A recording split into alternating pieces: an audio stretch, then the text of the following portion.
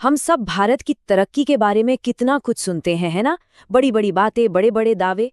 पर फिर जब हम अपनी गली, अपने मोहल्ले को देखते हैं तो हकीकत कुछ और ही नजर आती है। आज हम भारत की विकास की कहानी के इसी सबसे बड़े पैराडॉक्स, इसी गहरे विरोधाभास को समझने की कोशिश करेंगे। ये जो लाइन है ना, ये सिर्फ एक लाइन नहीं है। ये वो एहसास है, वो दर्द है जो लाखों लोग महसूस करते हैं। एक सवाल जो हर तरफ गूंजता है। हर साल देखिए, नई नई स्कीमें आती हैं, नई उम्मीदें जगती हैं, लेकिन आखिर में हम घूम फिरकर उसी एक पुराने चुभने वाले सवाल पर आकर रुक जाते। और सवाल यही है, आखिर क्यों? इतने वादे, इतनी योजनाएं, इतना सब कुछ, पर एक आम इंसान की जिंदगी क्यों नहीं बदलती? उसकी रोजमर्रा की परेशानियां कम क्यों नहीं होती? बस यही सवाल इस पूरी बातचीत के केंद्र में है। तो चलिए शुरू करते हैं, इस विरोधाभास को थोड़ा और करीब से देखते हैं। देखिए, एक बात तो साफ है, भारत में टैलेंट या क्षमता की कोई कमी नहीं है, बिल्कुल नहीं। मसला यह है कि उस क्षमता का इस्तेमाल कैसे हो रहा है, उसमें एक बहुत बड़ा एक अजीब सा गैप है।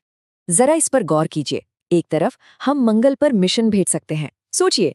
दूसरी तरफ क्या हम हर घर में साफ पानी पहुंचा पा रहे हैं? हम दुनिया का सबसे बड़ा चुनाव करवा लेते हैं एकदम सफलतापूर्वक, लेकिन क्या हम अपने ही मोहल्ले की एक टिकाऊ सड़क बना सकते हैं? हम करोड़ों लोगों का कुंभ मेला मैनेज कर लेते हैं, पर क्या हमारे स्कूलों में अच्छी पढ़ाई हो पा रही है? ये कैसा विरोधाभास है कि जो देश इतने बड़े, इतने मुश्किल काम कर सकता है, वो रोजमर्रा की बुनियादी जरूरतें पूरी करने में इतना क्यों जूझता है? ये तो हुई कॉन्सेप्ट की बात। अब जरा आंकड़ों पर नजर डालते हैं, क्योंकि नंबर्स झूठ नहीं बोलते। और ये जो आंकड़े हैं ना, ये नाकामी की एक बहुत ही साफ तस्वीर हमारे सामने रखते हैं। 461, 461, ये कोई मामूली नंबर नहीं है। ये भारत में चल रहे उन सेंट्रल गवर्नमेंट प्रोजेक्ट्स की संख्या है जिनका बजट तय सीमा से बहुत बहुत ज्यादा बढ़ चुका है। ये सिर्फ एक आंकड़ा नहीं, एक अलार्म है। और इन पर एक्स्ट्रा खर्च कितना हुआ है? जरा सुनिए, 5.37 लाख करोड़ रुपए, 5.37 लाख करोड़। मतलब ये हमारा और आपका पैसा है जो सीधे सीधे बर्बाद हो रहा है। सोचिए, इस पैसे से क्या कुछ नहीं हो सकता था। और बात सिर्फ पैसों की नहीं है, वक्त की भी है। औसतन ये प्रोजेक्ट्स 3 साल लेट हैं। 3 साल मतलब जिस पुल की जरूरत आज है वो 3 साल बाद बनेगा। जिस अस्पताल की जरूरत अभी है वो 3 साल बाद खुलेगा। ये सिर्फ समय की बर्बादी नहीं है, ये उम्मीदों का टूटना है, वादों का अधूरा रह जाना है। और ये जो चार्ट है, ये असल जड़ तक ले जाता है।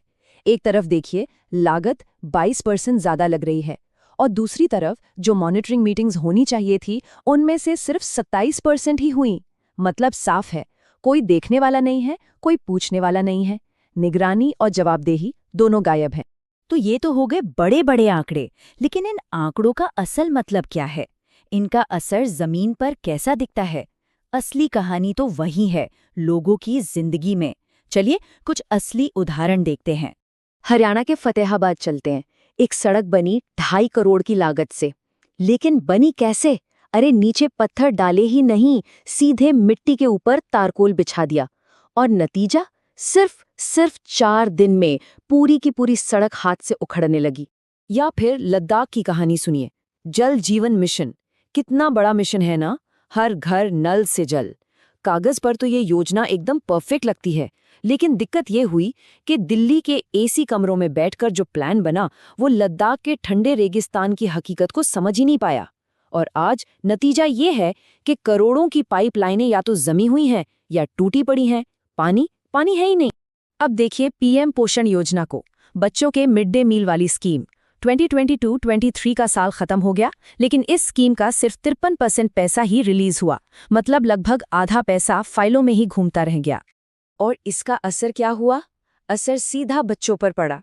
स्कूलों में मिड डे मील मिलना बंद हो गया या कम हो गया। और सबसे ज्यादा चोट किसे लगी? उन गरीब बच्चों को जिनके लिए शायद स्कूल का वो खाना ही दिन भर का सबसे अच्छा, सबसे पौष्टिक भोजन था। और कभी-कभी तो आप यकीन नहीं करेंगे, अच्छे इरादे भी गलत नतीजों की वजह बन जाते हैं। एक स्टडी में एक बहुत ही चौंकाने वाली बात सामने आई। पता चला कि जिन जगहों पर जल जीवन मिशन को बहुत ज्यादा तेजी से लागू किया गया, वहां इन्फेंट मोर्टेलिटी यानी शिशु मृत्यु दर बढ़ गई। ऐसा क्यों? शायद इसलिए क्योंकि जल्दी काम खत्म करने के चक्कर में क्वालिटी और सेफ्टी से समझौता कर लिया। तो ये सब देखकर सुनकर दिमाग में एक ही सवाल घूमता है, आखिर ऐसा होता क्यों है, बार बार क्यों होता है? क्या हमारे सिस्टम में ही कोई ऐसी बुनियादी गड़बड़ है? चलिए अब इस सिस्टम की असली जड़ को पकड़ने की कोशिश करते हैं।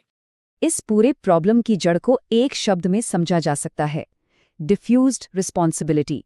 इसका मतलब क्या है? मतलब एक ऐसा सिस्टम जहां जिम्मेदारी इतनी ज्यादा बटी हुई है, इतने सारे डिपार्टमेंट्स, इतनी सारी एजेंसियां शामिल हैं कि जब कोई गड़बड़ होती है तो आप किसी एक की गर्दन पकड़ ही नहीं सकते। जिम्मेदारी यहां से वहां, वहां से यहां घूमती रहती है और अंत में कोई भी जिम्मेदार नहीं होता। तो ये डिफ्यूज्ड रिस्पॉन्सिबिलिटी वाला सिस्टम असल में काम कैसे करता है? होता ये है कि बड़े बड़े फैसले केंद्र और राज्य सरकारों में बंद कमरों के पीछे हो जाते हैं। संसद में कोई खास बहस नहीं होती, जनता को तो पता ही नहीं चलता। जमीन पर लोगों को क्या चाहिए इसकी किसी को परवाह नहीं। और जब कुछ गलत होता है और हम पूछना चाहते हैं कि भाई जिम्मेदार कौन है, तो कोई जवाब नहीं मिलता।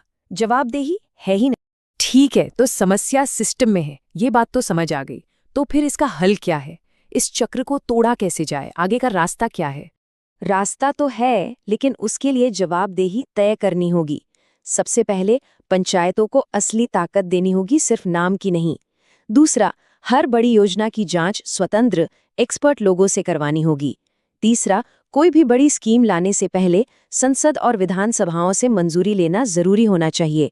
और सबसे जरूरी बात, योजनाएं जमीनी हकीकत देखकर बने, दिल्ली के ऑफिस में बैठकर नहीं।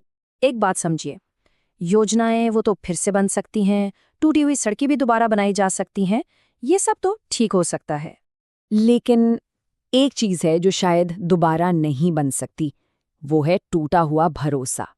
उस भरोसे का क्या उसे वापस जोड़ा जा सकता है?